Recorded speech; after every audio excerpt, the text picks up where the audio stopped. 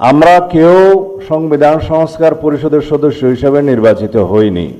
ক্ষমতায় গিয়ে বিএনপি সংসদ সদস্য হিসেবে শপথ নিলেও রাষ্ট্র সংস্কারের জন্য তারা শপথ নেবে না। অথচ কিছুদিন আগেও জুলাই সংস্কারের পক্ষে স্বাক্ষর ও কথা বলেছিল বিএনপি। হঠাৎ এমন 90 ডিগ্রি অ্যাঙ্গেলে বিএনপির ঘুরে যাওয়া কি নিছক রাজনৈতিক কৌশল, নাকি দীর্ঘদিনের সংঘবদ্ধ মাস্টার প্ল্যান? এক সময়ে মানুষ হতাশ হয়ে ভাবত যে শেখ হাসিনার আওয়ামী সরকারের পতন মনে হয় আর হবেই না। যেখানে সাধারণ মানুষ স্বৈরাচার দ্বারা নির্যাতিত হয়ে চুপসে গিয়েছিল, ঠিক সেই মুহূর্তেই এদেশের দেশপ্রেমী আপামর ছাত্র জনতা এই আওয়ামী সরকারের পতনের জন্য আন্দোলন করে। তারা কেউ জীবন দেয়, কেউ বা আবার বেঁচে আছে ক্ষত বিক্ষত শরীর নিয়ে।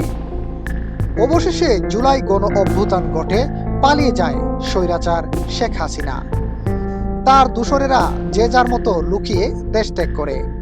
ছাত্ররা বুক ভরা আশা আর স্বপ্ন নিয়ে ডক্টর ইউনূসের হাতে তুলে দেন দেশের রাষ্ট্রীয় ক্ষমতা। কিন্তু কে জানতো এই ইউনূসই একদিন তাদের জুলাই গণ অভ্যুত্থান বিক্রি করে দিবেন।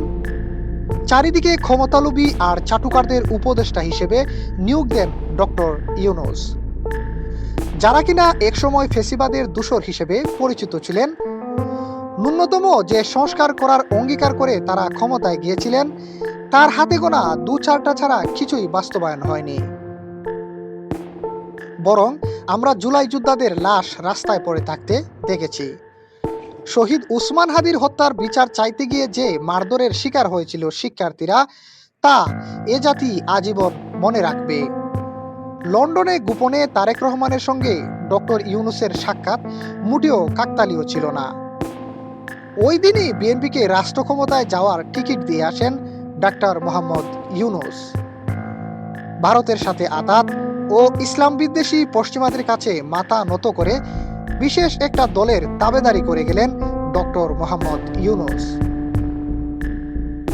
ভেতরে যদি প্রতিবাদ করা আর সত্যকে সত্য বলার সৎসাহস না থাকে, আর মরণের ভয়ে কাবু থাকে, এমন লোক কখনোই ভালো মানুষ হতে পারে না। জুলাই বিক্রি হয়ে গেছে ঠিকই, ডক্টর ইউনূসের মনে রাখা উচিত আবু সাইদ আর হাদিরা কখনোই একেবারে মরে না। তারা আবারও ফিরে আসে, কখনো সাদিক কাইম হয়ে, কখনো বা আব্দুল্লাহ আল জাবের হয়ে। এম এ আহমদ, দৈনিক আমার জিহাদ।